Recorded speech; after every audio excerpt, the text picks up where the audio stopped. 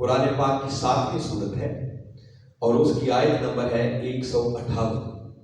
ایک عجیب مضمون ہے اس مقام کا، اور یہاں باری تعالیٰ نے بات کیوں شروع کی؟ فرمایا کل، اے میرے محبوب صلی اللہ علیہ وسلم، ذرا آپ اپنی میٹھی میٹھی زبان سے اعلان کر دو، یا ایھا الناس، اے انسان، انی رسول اللہ الیکم جمیعا، محبوب انہیں بتا دو کہ اے انسانوں، میں تم سب کی طرف اللہ کا رسول بن کر آیا۔ آپ کبھی غور کریں، قرآن کا مطالعہ کریں، جتنے انبیاء کرام آتے رہے، باری تعالیٰ ان کو کسی طبقے کی طرف، کسی علاقے کی طرف، کسی گروہ کی طرف، کسی جماعت کی طرف نہیں بناتے۔ اور قرآن کے اندر ایسی ایسی مثالیں موجود ہیں کہ بیک وقت روئے زمین پر کئی انبیاء کرام موجود ہیں۔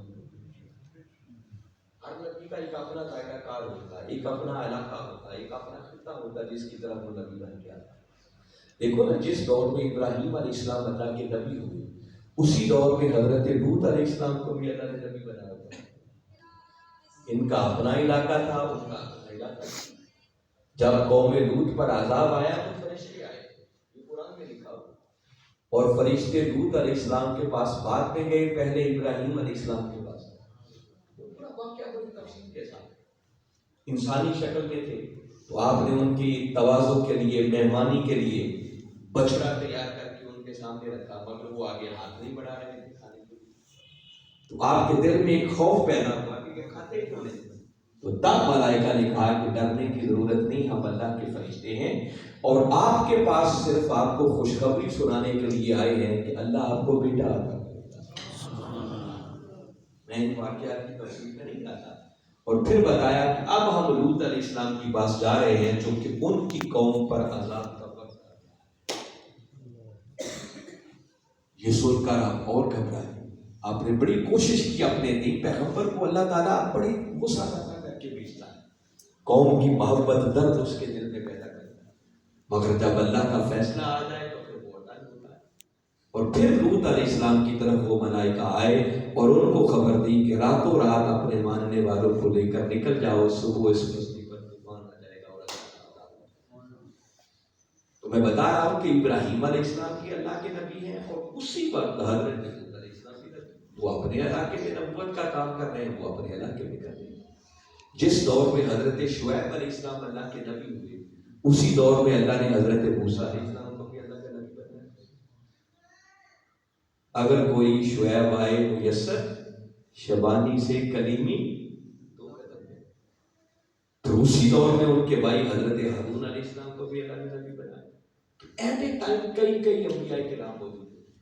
ہر نبی ایک علاقے کی طرف، ایک گروہ کی طرف، ایک جماعت کی طرف، ایک طبقے کی طرف نبی بنایا۔ مگر قربان جائیں، ہمارے آقا صلی اللہ علیہ وسلم جب تشریف لائے تو اللہ نے ساری حدیں اٹھا دی۔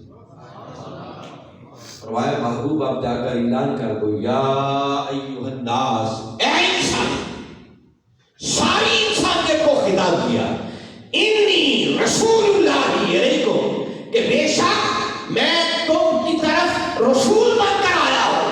اور رہی صحیح کسر آگے جمیعہ کے کلمات میں نکالتی، محبوب یہ بتاؤ کہ اے انسانوں، بے شک میں تم سب کی طرف۔ اب اللہ نے تجھے کسی ایک طبقے کی طرف، ایک گروہ کی طرف، ایک جماعت کی طرف رسول بنا کے نہیں بھیجا، بلکہ اب پوری انسانیت کی طرف اللہ نے رسول بنا۔ اور جب کوئی اس شان کے ساتھ مبعوث ہو جائے تو پھر کسی اور نتھو پتھو کے آنے کی گنجائش باقی نہیں۔ اور آگے ایک حیرت کی بات ہے اس آیت میں، باری تعالیٰ نے اعلان یہ کیا کہ محبوب نے بتا دو کہ میں تم سب کی طرف اللہ کا رسول بن کر آیا، آقا کی شان رسالت کا تذکرہ۔ مگر مان بات، اللہ نے آگے ایک اپنی شان کیا، آگے فرمایا الذی لہ ملک السماوات والارض۔ محبوب نے بتا دو کہ اس اللہ کی طرف سے رسول بن کر آیا ہوں جو ساری زمینوں کا بھی بادشاہ ہے اور سارے آسمانوں کا بھی بادشاہ ہے۔ باری تعالیٰ مضمون تو تیرے محبوب کی رسالت کا چل رہا تھا، تو نے اپنی بات کیوں کر دیا کہ میں ساری زمینوں اور آسمانوں کا بادشاہ؟ کوئی بات بھی اللہ کی irrelevant نہیں۔ فرمایا لوگوں، اپنی شان اس لیے بتا رہا ہوں کہ اگر صرف پچھلی بات پر گفتگو ختم ہو جاتی تو کسی کو کوئی مغالطہ لگ سکتا، اور مغالطہ یہ لگ سکتا تھا کہ چونکہ میرے محبوب بات کر رہے تھے انسانوں سے، اس لیے کلمات ہے یا ایھا الناس، اے انسان، چونکہ انسانوں سے مخاطب تھے تو یہی کہنا تھا اے انسان، مگر ان کلمات کو پڑھ کر ہو سکتا ہے کوئی من چلا یہ معنی نکالتا کہ آپ صرف انسانوں کی طرف رسول بن کر آئے، مگر میرے محبوب کی شان تو یہ نہیں ہے، ان کو میں نے خالی انسانوں کی طرف تو رسول بنا کے نہیں بھیجا، ان کو تو میں نے اپنی تمام تر مخلوق کائنات کے ذرے ذرے کی طرف رسول بنا کے بھیجا۔ فرمایا اگر اگلی بات نہ کرتا تو یہ مغالطہ رہ جاتا، تو مولا وہ مغالطہ کیسے دور ہوا؟ فرمایا آگے میں نے اپنی شان بیان کر دی، الذی لہ ملک السماوات والارض، محبوب انہیں بتاؤ کہ اس اللہ کی طرف سے رسول بن کر آیا ہوں جو ساری زمینوں کا بھی بادشاہ ہے اور سارے آسمانوں کا بھی بادشاہ ہے۔ سبحان اللہ۔ اس کا کیا مطلب؟ فرمایا جب یہ محبوب تم فرما دو گے نا کہ ساری زمینوں کا سارے آسمانوں کا، کیا مطلب ساری بستیوں کا بھی اور ساری بلندیوں کا بھی بادشاہ ہے، تو سننے والوں کو